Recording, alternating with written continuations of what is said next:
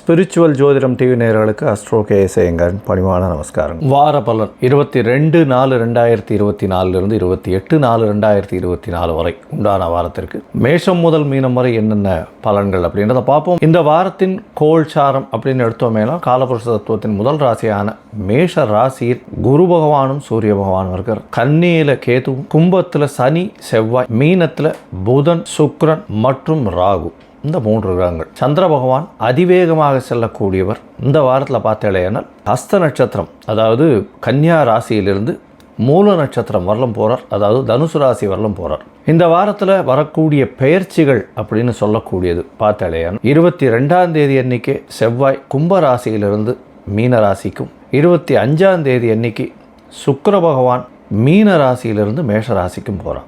இது இந்த வாரத்தினுடைய கோல்சார். இந்த வாரத்தில் வரக்கூடிய விசேஷ நாட்கள் அப்படின்னு பார்த்தோமே ஆனால் 23ஆம் தேதி, அதாவது செவ்வாய்க்கிழமை அன்னைக்கு பௌர்ணமி. இந்த பௌர்ணமியினுடைய விசேஷம் கள்ளழகர் ஆற்றுல இறங்கிறது பெரிய விசேஷம். அதாவது மதுரை மாநகரமே மிகப்பெரிய விழா கோலம் பூண்டு இருக்கக்கூடிய காலகட்டம். தண்ணியை ஒருத்தருக்கு ஒருத்தர் பீச்சி அடிக்கிறதும் கள்ளழகர் ஆற்றுல இறங்கிறது பெரிய விசேஷமாக கொண்டாடப்படுறது. மீனாட்சி சுந்தரேஸ்வரர் கல்யாணத்தை போய் பார்க்கறதுக்கு போகக்கூடிய கள்ளழகர் ஆற்றுல இறங்கி போகிறார். அது தவிர பௌர்ணமி அன்னைக்கு வாஸ்து நாள் 24ஆம் தேதி அன்னைக்கு திரிதினஸ்பிறகு அப்படின்னு போட்டிருக்கும். அதாவது ஒரே ஒரு திதி 3 நாட்கள் வர்றது, இல்லைன்னா 3 திதி 1 நாட்களில் வர்றது திரிதினஸ்பிறகுன்னு சொல்லக்கூடியது. அது கரிநாள்னு சொல்லுவா. இன்னைக்கு 24ஆம் தேதி அன்னைக்கு பிரதமை திதி 3 நாட்கள் வருது. அதாவது முதல் நாள்லேயே பிரதமை ஆரம்பிச்சுடுறது.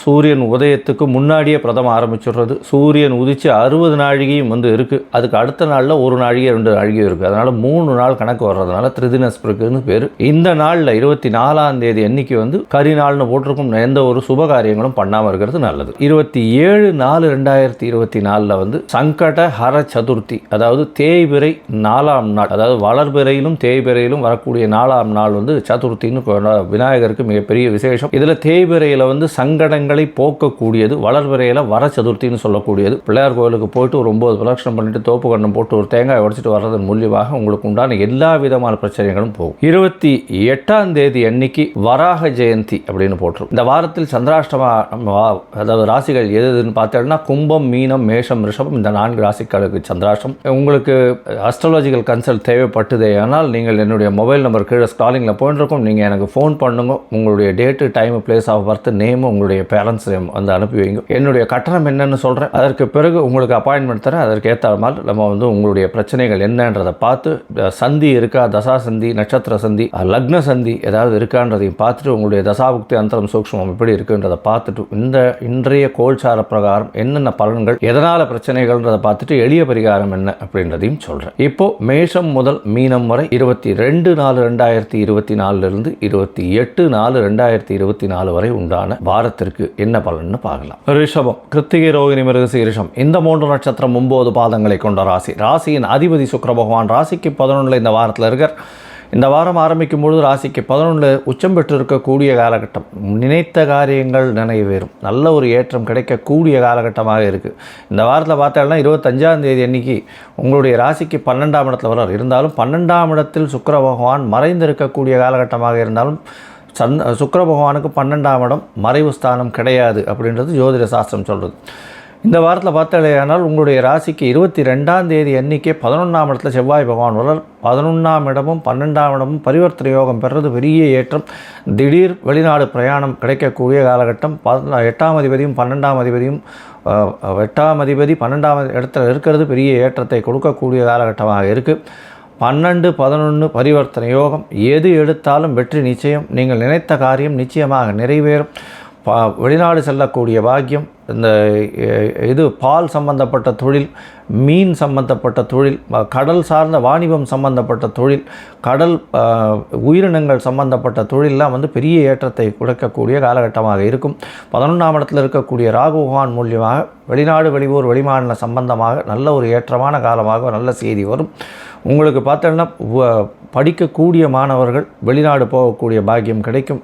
வேலையில் இருப்பவர்களுக்கு திடீர் ஷார்ட் ட்ரிப் போகக்கூடிய வாய்ப்புகள் நிச்சயமாக உண்டு. ஏன்னா பன்னெண்டாம் இடத்துல குரு பகவான் நம்புகிறார், ராசிநாதனும் 12ஆம் இடத்துல இருக்கார். அதனால் ஒரு மிதமான ஒரு மன அச்சம் இருந்தாலும் அதில் வெற்றி கொண்டு பெரிய ஏற்றத்தை கிடைக்கக்கூடிய காலகட்டமாக இருக்குது. சப்தமாதிபதியும் சரி, சப்தமாதிபதி 11ஆம் இடத்துல இருக்கிறது, பெரிய ஏற்றம் கிடைக்கும். எதிர்பாலினத்தவர் மூலியமாக நல்ல ஒரு ஏற்றம் கிடைக்கக்கூடிய காலகட்டம். பார்ட்னர்ஷிப் பிஸ்னஸில் பெரிய ஏற்றம் கிடைக்கக்கூடிய காலகட்டமாக இருக்கும். அதை தவிர உங்களுடைய நண்பர்கள் மூலியமாக பொருளுதவி ஏதாவது எதிர்பார்த்தீங்கன்னா நிச்சயமாக கிடைக்கக்கூடிய காலகட்டமாக இந்த வாரம் அமையிறது. உங்களுடைய ராசிக்கு பார்த்தீங்கன்னா 5ஆம் இடத்துல இருக்கக்கூடிய கேது பகவான் மூலியமாக சிறு சிறு பிரச்சனைகள் வரக்கூடிய வாய்ப்புகள் உண்டு. உங்களுடைய பதவி, சுகம், அந்தஸ்து, கௌரவத்துக்கு சற்று களங்கம் வரக்கூடிய வாய்ப்பு இருந்தாலும் அதில் வெற்றி பெற்றே தீர்வீர்கள். ஏன்னா ராசிநாதன் உச்சம் பெற்று அதிலிருந்து பார்க்கக்கூடியதுனால நிச்சயமாக ஒரு பெரிய ஏற்றம் கிடைக்கக்கூடிய காலகட்டமாக இருக்குது. உங்களுடைய ராசிக்கு 10ஆம் இடத்துல சனி பகவான் இருக்கிறதுனால வேலை போடு கொஞ்சம் அதிகமாக இருக்கக்கூடிய காலகட்டமாக இருக்கும். உங்களுக்கு கீழே வேலை செய்கிறவா, அதாவது நீங்கள் மேனேஜராக இருந்தால்தான் உங்களுக்கு கீழே வேலை செய்கிறவா மூலியமாக சிறு சிறு தொல்லைகள் வரக்கூடிய வாய்ப்புகளும், வண்டி வாகனங்கள் மூலியமாக சற்று பிரச்சனைகள் இருக்கக்கூடிய காலகட்டமாக இருக்கும். உங்களுடைய ராசிக்கு 11ஆம் இடத்துல 4 கிரகங்கள் இருக்கக்கூடிய காலகட்டம். அதாவது செவ்வாய், புதன், சுக்கிரன் மற்றும் ராகு, இந்த 4 கிரகங்கள் இருக்கக்கூடிய காலகட்டம். இதன் மூலியமாக பார்த்தீங்கன்னா நீச்சபங்க ராஜயோகம் பெற்று புத பகவானும், அதாவது 2ஆம் அதிபதி 5ஆம் அதிபதினு சொல்லக்கூடியவர் நீச்ச பங்கம் அடைகிறதுனால நல்ல ஒரு ஏற்றம் கிடைக்கக்கூடிய காலகட்டம். நீங்கள் நினைத்த விஷயத்தை அடையக்கூடிய வாய்ப்புகள் நிச்சயமாக உண்டு. உங்களுடைய ராசிக்கு 12ஆம் இடத்துல சூரியனும் செவ்வாயும் இருக்கிறதுனால நல்ல ஒரு ஏற்றம் கிடைக்கும். 4ஆம் அதிபதி 12ஆம் இடத்துல இருக்கிறதுனால சுகஸ்தானாதிபதி ஊரை விட்டு வெளியவோ வெளிநாட்டிற்கோ மாநிலமோ போகக்கூடிய வாய்ப்புகள், சற்று உடல் சுகம் கெட்டாலும் வெளியூர் வெளிநாடும் சென்று பணவரவிற்கு பஞ்சம் இருக்காது, பெரிய ஏற்றம் கிடைக்கக்கூடிய வாரமாக இருக்குது. இந்த வாரத்தில் அதிவேகமாக செல்லக்கூடிய கிரகமான சந்திர பகவான் உங்களுடைய ராசிக்கு 3ஆம் அதிபதி 5ஆம் இடத்துலேருந்து இந்த வாரத்தை ஆரம்பிக்கிறார். 22/4/2024 28/4/2024 வரை உண்டான வாரத்தில் சந்திர பகவான் உங்களுடைய ராசிக்கு 5ஆம் இடத்துல 23ஆம் தேதி காலத்தால் ஒரு 9:45 வரலும் இருக்கார். இந்த காலகட்டத்தில் சந்திர பகவான் கேத்துவோட சம்பந்தத்தில் இருக்கார். சுக்கிர பகவானால் பார்வையில் இருக்கிறதுனால பெரிய ஏற்றம் கிடைக்கும். முயற்சிகள் அனைத்தும் வெற்றியாகும். நீங்கள் நினைத்த காரியங்கள் நிறைவேறக்கூடிய பாக்கியம் உண்டு. உங்களுடைய மூத்த சகோதர சகோதரிகள் மூலியமாக நல்ல ஒரு ஏற்றம் கிடைக்கக்கூடிய வாரமாக இந்த வாரம் அமையிறது. உங்களுடைய ராசிக்கு 6ஆம் இடத்துல சந்திர பகவான் போகிறார். அது 23ஆம் தேதியிலிருந்து 23ஆம் தேதி காத்தாலிருந்து 25ஆம் தேதி மாலை ஒரு 7:45 8 மணி வரலும் இருக்கக்கூடிய காலகட்டம். இந்த காலகட்டத்தில் பார்த்தீங்கன்னா உங்களுடைய ராசிக்கு 6ஆம் இடத்தை குரு பகவான் பார்க்கறதுனால புதிய கடன் வாங்கக்கூடிய வாய்ப்பு உண்டு. போட்டித் தேர்வில் வெற்றி பெறக்கூடிய வாய்ப்புகள் நிச்சயமாக உண்டு. படிக்கக்கூடிய மாணவர்களுக்கு நல்ல ஒரு ஏற்றம் இருக்கும். புதிய வேலை கிடைக்கக்கூடிய பாக்கியம் நிச்சயமாக இருக்குது. உங்களுடைய ராசிக்கு 7ஆம் இடத்துல சந்திர பகவான் போகிறார். இது 25ஆம் தேதி சாயந்தரத்திலிருந்து 28ஆம் தேதி காலை ஒரு 4 மணி வரலும் இருக்கக்கூடிய காலகட்டம். இந்த காலகட்டத்தில் பார்த்தீங்கன்னா சமசப்தமத்தில் சந்திர பகவான் இருக்கார். முயற்சி ஸ்தானாபதி 3ஆம் அதிபதி 7ஆம் இடத்துல இருக்கிறது ரொம்பவும் விசேஷம். இதை தவிர பார்த்தீங்கன்னா 7ஆம் இடத்துல இருக்கக்கூடியவர் சப்தமாதிபதியும் 11ஆம் இடத்துல போய் இருக்கிறது, பரிவர்த்தனை யோகம் பெற்றிருக்கிறதும் நல்ல ஒரு பெரிய ஏற்றம் கிடைக்கக்கூடிய காலகட்டம். இதன் மூலியமாக நீங்கள் நினைத்த காரியத்தை வெற்றிகரமாக செய்து முடிப்பீர்கள். எதிர்பாலினத்தவர் மூலியமாக நல்ல ஒரு ஏற்றம் கிடைக்கக்கூடிய காலகட்டமாக இருக்கும்.